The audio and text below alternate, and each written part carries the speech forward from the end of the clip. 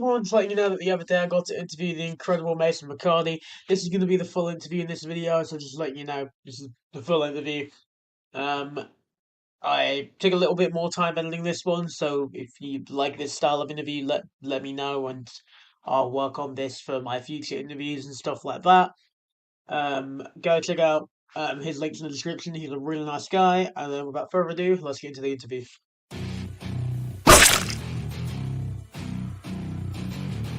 Hey everyone, welcome to SheaRants for Horror and Supreme. Today, I'm joined by a very special guest to discuss his role in Terrifier 3. I'm joined by Mason Mecartea, so welcome to the channel. How's it going? Going great, man. Thanks for having me. Yeah, of course. Thanks for coming on. Firstly, how's it going today? You know, how's it, over there in the US and stuff? It's going good. It's snowing this morning. I'm in Nashville, and it is pretty cold. But it's going good. It's the new year, and I'm excited and looking forward to a lot of things, and trying to keep busy while the industry's opening back up. So, just kind of hanging out. How about you? Yeah, I'm doing pretty well myself. I just started back at college, so it's fun. Yeah. Awesome, man.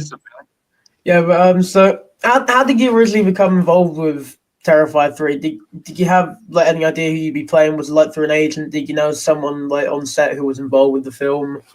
Yeah, so my process getting in there was my management had sent me an audition, and I don't think it had a code name. Usually productions have a code name if even if you're auditioning. It's kind of easy to figure out if you're an actor and you're reading for it. And you're like, oh, this is clearly blah, blah, blah. But I think it just said Terrifier. And I was like, oh, no. I wasn't sure if that those movies are scary, and I'm a big horror movie fan myself, but I was just kind of like, oh boy, I don't know if I fit. I don't know what, and I hadn't seen them, but I was familiar with Art the Clown. So I from there went and read. I put myself on tape, and I put myself on tape, and I think I read a few times. I read quite a few times. There were a couple callbacks. And that was very fun. But yeah, that was kind of my introduction into it. And the audition process is so scary because you don't want to get your hopes up.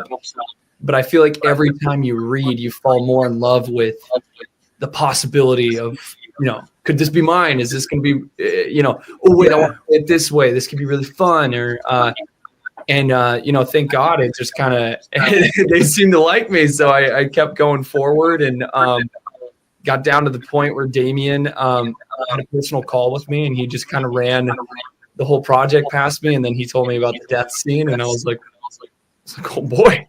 And he let me think on that. He was like, no pressure, but you just let me know how you feel about that.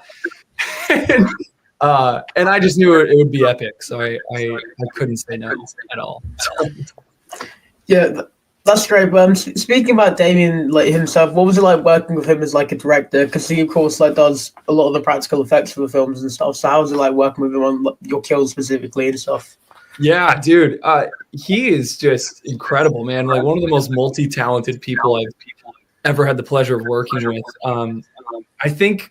First of all, he's just incredible too. I mean, that guy, he has such an ease on production that it left a lot of room open for improv. It kept the energy very fun. I don't think things ever felt like they were getting tense or heated, or especially on these productions, that you got such crazy deadlines to meet. So he was such a rock, holding everyone together and the energy alive. But he also just had such good ideas too, and his coverage picks were awesome. He'd throw things at you, and see if you could throw that back at him with your other ideas too. So really collaborative. I think one thing that was very funny is going in and watching a lot of interviews with him and finding out his process prior to filming. I was really blown away at how much he was involved with all of the practical effects. And I think one of the coolest and kind of a funny aspect that I noticed about him on this film was he's finally able to afford a whole production team. So a lot of the weight was being carried by really incredible artists rather than just himself. So there are here and there times where it was like I could tell he wanted to get his hands in there on whatever effect he was working with, but he had really incredible hands there and talented artists to carry some of that weight, like I said. So he got to just sit in Video Village and then walk next to the camera and be with us actors. But it was awesome. There, literally, whenever David, who plays Art, comes out in makeup, Damien will just come up and he'll kind of adjust a few things and he'll perfect it. You know, just to his taste that he's so used to with creating art. And so, man, I mean, he's really just incredible. He's got such a good eye for all these effects and all these crazy things. And I mean, he's just a master at stuff. So even shooting the death scene, I just remember he's just all the particular fine details he just doesn't miss. And he's such a good leader with the Tinsley Studio makeup team. They're all incredible. So yeah, man, he's just a master. Yeah, I mean, when I first watched this movie, when it got to some of the kills in the movie, I was really shocked because some of them are so much more gorier than the second movie, which I didn't even know how they were going to top. Because that movie had some really gory kills itself, and then of course the first movie had gory kills itself, which the second movie topped. So I was like, how are they going to top this? And it's also a Christmas movie. Yeah. It's crazy. It's crazy. You know what? I think the strangest thing is that being involved in it, I think I'm a little bit desensitized to at least some of what I witnessed on set. Because, you know, you kind of see through a lot of the effects, but it was the scenes that I wasn't involved with that same reaction to Terrifier 2 that I was like, oh my goodness, crazy. But I think that's just some of the movie magic that, you know, spoils some of the fun as being a viewer, but that's also just the magic of movies. You know, it's all those particular little puppetry machine and blood gag effects that you just get to witness them crafting, and it's amazing. It's so incredible. Yeah, I mean, so with of course the whole franchise as a whole, you said you were familiar with it. Did you know that your kill would be probably, well, in my opinion, one of the most goriest in the franchise?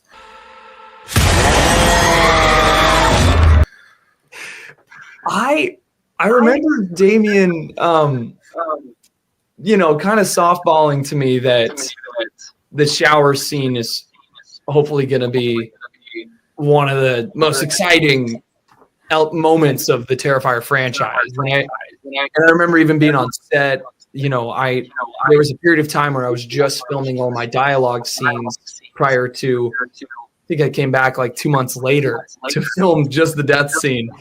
And everybody on crew and all that just was like, you ready to shoot the shower scene? They were just stoked, very excited. So man, I mean, you know, I was overwhelmed with the reaction. I mean, I felt so honored and blessed that I got to be involved with something as exciting as that, considering how just epic kills have already been in this franchise. So I think to just even be on that list of crazy horror movie kills, even involved in the Terrifier franchise, I'm just honored, man. And I think it blew me away when I watched it for the first time. I just was like, they did it. They did it. I couldn't believe it. It was awesome.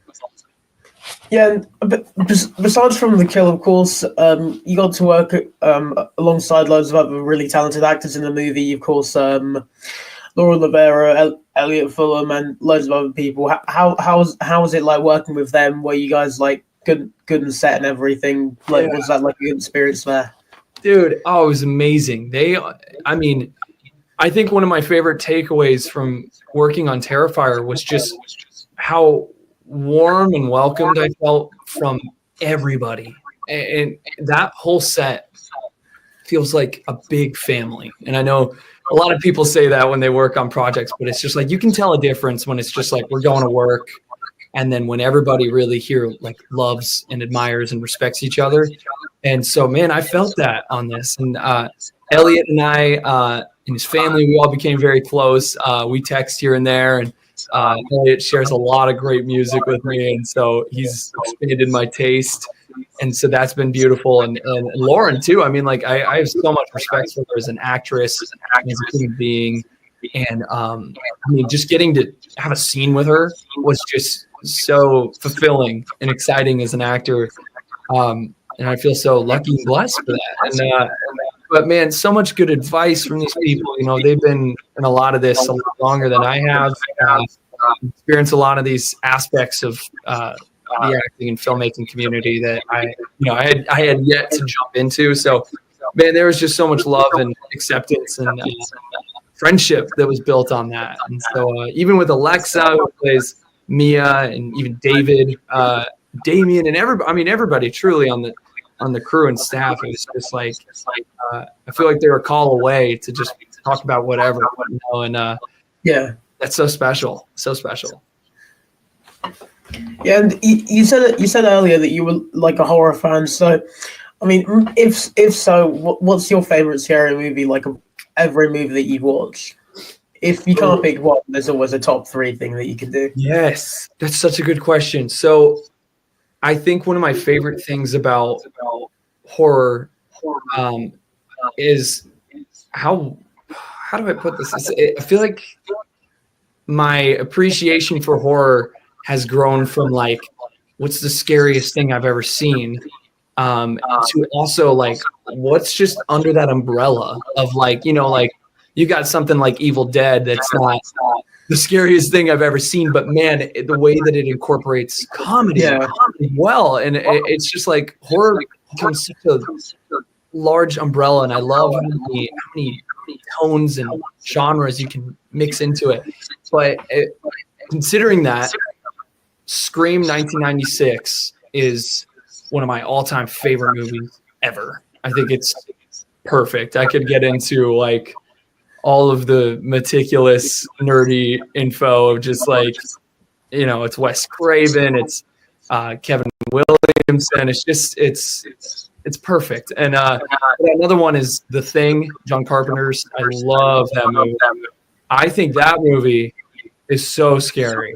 I think that is so scary, but it's also so fun and entertaining that it never feels like there's a reason to watch it, which I think is awesome because there's so much to it. The performances are great. Yeah. The tension is so real in that thing. And of course, the practical effects, they never fail to scare me. I love The Exorcist. I think that is just one of the best horror movies ever made.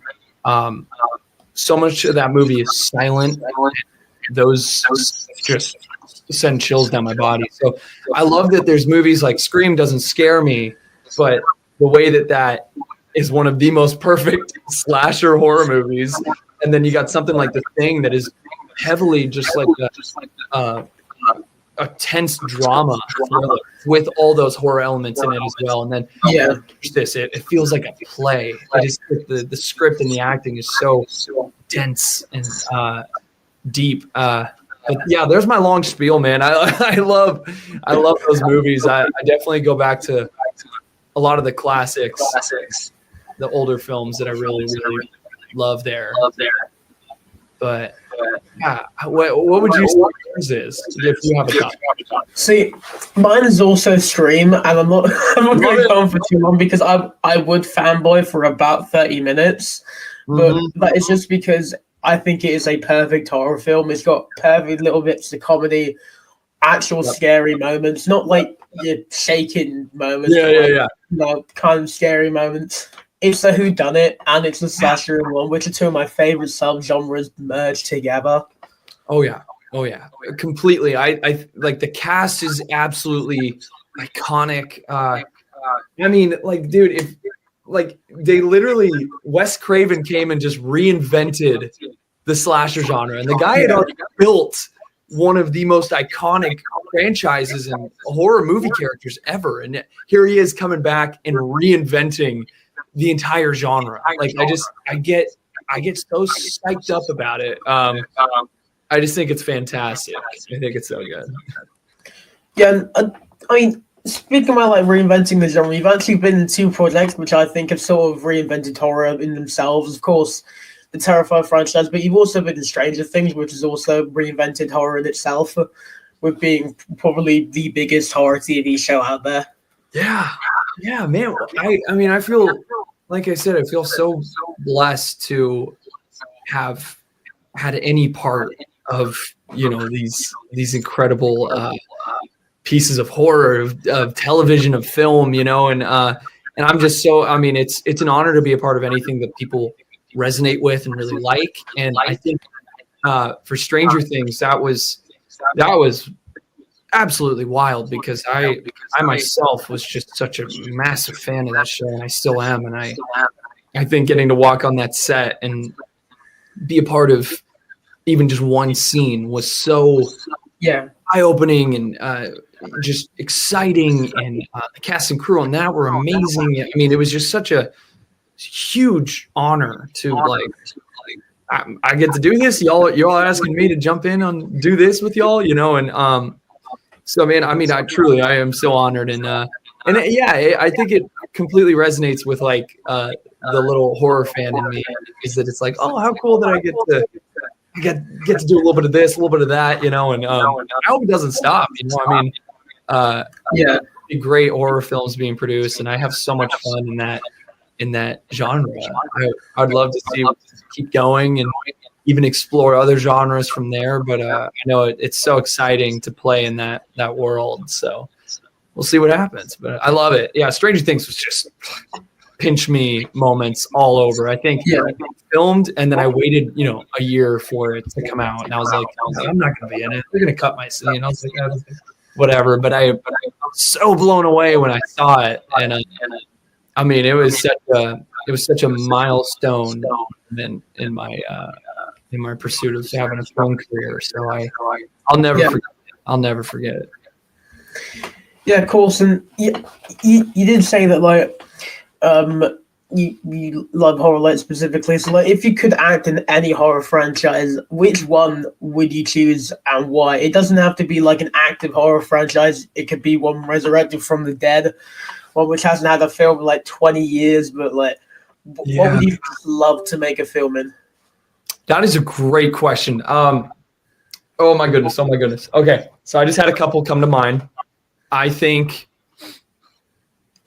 so I would absolutely love,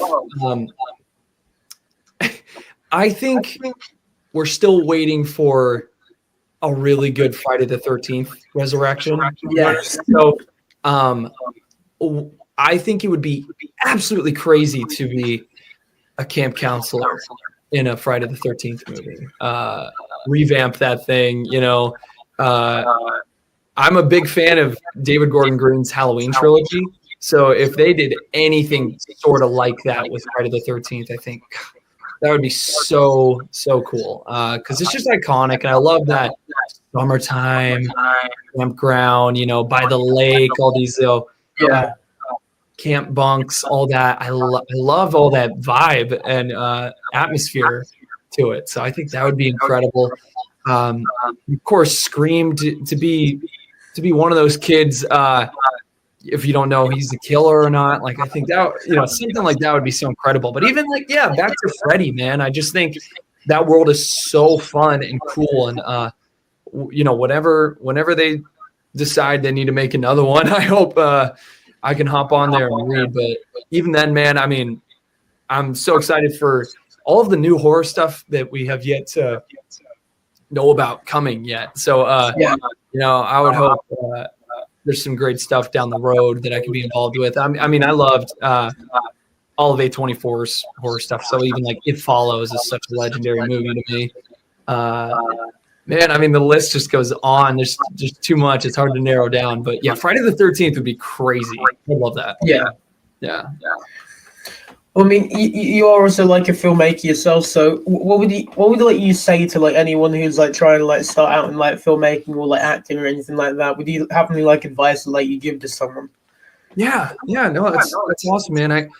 I realized at a young age that I wanted to direct at the same time that I wanted to act, but I think what was difficult for me was I didn't know anybody and it wasn't really connected.